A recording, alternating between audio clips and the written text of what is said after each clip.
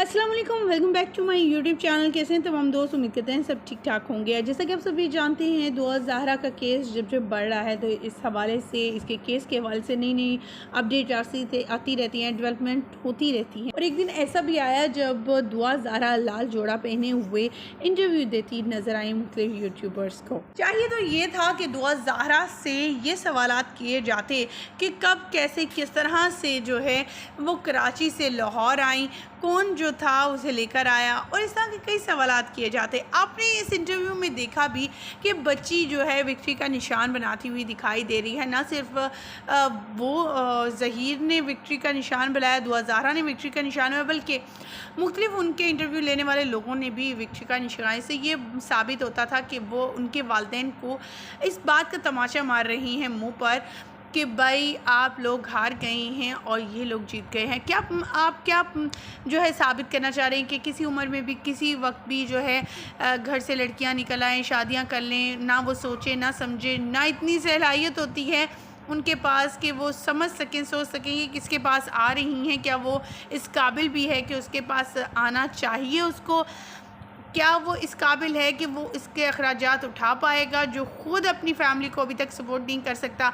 बहुत से सवालात हैं, और यहाँ तक कि ये भी सवालात सामने आए थे, और ये भी बात सामने आई थी कि क्या दुआ ज़हरा ने जो अपनी एज के हवाले से इतनी बड़ी बात कर दी है, और उसके वालिदैन जो इतना बड़ा सबूत लेकर बैठे हैं नादरा का, और अपनी मैरिज सर्टिफिकेट लेकर बैठे हैं, अपना निकाहनामा लेकर बैठे हैं कि 2005 में इनकी शादी होती है, और जो लड़की कह रही है कि मेरी उम्र 18 साल है, 19 साल है, 17 साल है, कभी कह रही है। तो अगर देखा जाए तो वो अपनी माँ की ज़ात पर भी बहुत बड़े एक उंगली उठा रही है। अगर गौर किया जाए, वो तमाम यूट्यूबर्स जो ये बात कर रहे हैं, अगर वो ये सोचें कि उन माँ बाप पर क्या बीतती होगी जब उनकी बेटी से ये अल्फाज अदा करवाए जाएँ कि उनके वालिदैन उन्हें मारते पीटते थे, उन्हें जो है वो घर का माहौल बहुत इस तरह का था, इसलिए उसने इतना इंतहाई कदम उठाया। वो कराची से अकेली लाहौर आती है, उसके पास पैसे भी नहीं थे, और जो गाड़ी ड्राइवर है वो भी उससे पैसे नहीं लेता, और बड़े हिफ्ज़ ईमान तरीके से उसको यूनिवर्सिटी उतार देता है। और रात के 12 बजे यूनिवर्सिटी पहुंचती है, रात के 12 बजे यूनिवर्सिटी भी खुली है, फिर वहाँ पर लड़कियाँ भी मौजूद हैं जो उससे कॉल या मैसेज पे बात करवाती हैं ज़हीर से। ज़हीर साहब आते हैं, गाड़ी के पैसे देते हैं और उसे ले जाते हैं, और फिर अगले ही दिन जो है इन दोनों का निकाह हो जाता है। निकाहनामा भी जो है कहा जाता है कि व्हाट्सअप कर दिया जाता है इनके वालिद को। इतनी कहानियाँ और इतनी मनगढ़ंत कहानियाँ बनाई जाती हैं जिस पर यकीन करना तो मुमकिन ही नहीं, बल्कि बहुत ही मुश्किल है ये तमाम चीज़ें सामने लेकर आएँ। दुआ ज़हरा की कंडीशन को देखते हुए ये वाज़ेह ज़रूर होता है कि ना तो उसका आई कांटेक्ट जो है वो साथ देता है उसकी बॉडी के, ना ही उसकी बॉडी जो है उसके अपने अल्फाज के साथ साथ दे रही है। और अगर ये जो स्क्रिप्टेड इंटरव्यू लिया गया है उसके कोलोफेल में भी काफ़ी तसाद है। वो इस तरह से कि पहले ही हमने आपके वीडियो शेयर की थी जिसमें आपने देखा था कि दुआ ज़हरा कहती हुई नज़र आती हैं कि वो बालिग हैं, 18 साल की हैं, और इस इंटरव्यू में जो यूट्यूबर ने लिया उनका कहना था कि वो 17 साल की, यानी एक माह के अंदर अंदर इतनी बड़ी चेंजिंग आ गई। तो ये भी काफ़ी ज़्यादा हैरानकुन चीज़ें थी। इसके अलावा आपको यहाँ बताते चले, ये इंटरव्यू जब लिया गया था तो इसको बहुत ज़्यादा फैलाने की कोशिश भी की गई, लेकिन हर तरफ से नाकामी हुई, और हर कोई यही कहता रहा कि दुआ ज़हरा जो है उससे ये स्क्रिप्टेड इंटरव्यू लिया गया है। बल्कि ये भी कहा जाने लगा कि बहुत सी खामियां भी उस इंटरव्यू में निकाली गई, बच्ची को गद्दी पे बिठाया गया, बहुत कुछ सामने आया। ख़वातीन हज़रात, यहाँ एक और पॉइंट रखते जो बहुत अहम है और ज़रूरी भी है, जिसको समझना और सोचना उस बारे में आपकी अव्वलीन तरजीह होनी चाहिए। और इस तरह से कि इमरान अली हैं, उनका कहना था कि दुआ ज़हरा का जब वो इंटरव्यू लेने गए थे तो दुआ ज़हरा का कहना था कि वो दुआ ज़हरा जो है वो इंटरव्यू नहीं देना चाहती।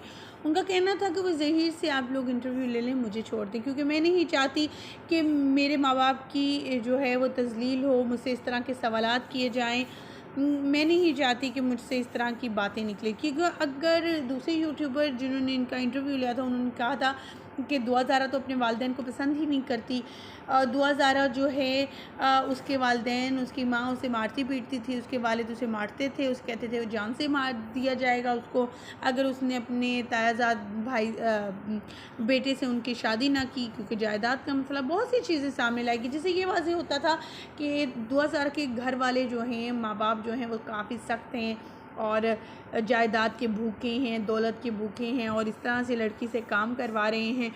लेकिन इमरान अली का कहना था कि दुआ ज़हरा नहीं चाहती थी कि वो किसी को भी इंटरव्यू दे, वो नहीं चाहती थी कि अपने वालिदैन के ख़िलाफ़ कोई बोले, बल्कि ये चाहती थी इससे बस इंटरव्यू ले लिया जाए और उससे ना लिया, क्योंकि वो नहीं चाहती कि किसी किस्म की उसकी जो है अपने वालिदैन के ख़िलाफ़ कोई तज़लील हो, कोई बात ऐसी उनके मुँह से निकले।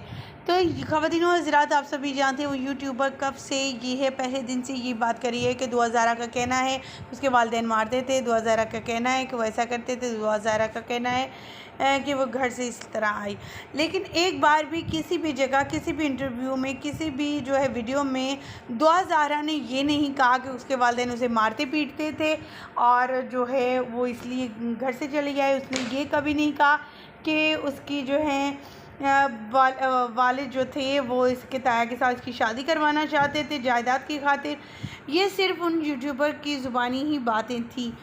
ख़वातीन व हज़रात, यूट्यूब चैनल भी अब कहा जा रहा है कि दुआ ज़हरा और ज़हीर अहमद खोलेंगे। उनको मशवरा दिया गया है कि वो लोग यूट्यूब चैनल बनाएं और जो है इससे और पैसे बटोरने के और भी ज़्यादा जो है ज़रिए उन्होंने इस्तेमाल करना चाहे हैं। अब देखना ये है कि उस यूट्यूब पर क्या करने जा रहे हैं उस यूट्यूब चैनल पर, क्योंकि एक यूट्यूबर जो हैं वो दुआ ज़हरा का इंटरव्यू लेने आए। इस इंटरव्यू से तकरीबन 15 दिन पहले ही उन्होंने अपना चैनल ओपन किया था। चैनल के ओपन होते ही उन्होंने दुआ ज़हरा के हवाले से अपडेट करना शुरू कर दी और फिर उन्हें इंटरव्यू भी दिया। बाकी लोगों को इंटरव्यू ख़ास क्यों नहीं दिया गया?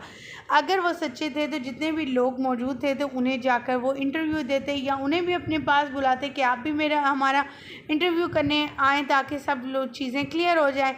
लेकिन मखसूस लोगों को ही इंटरव्यू दिया गया जो उनके हक़ में बोल सके, जो उनके बारे में ही कह सकें।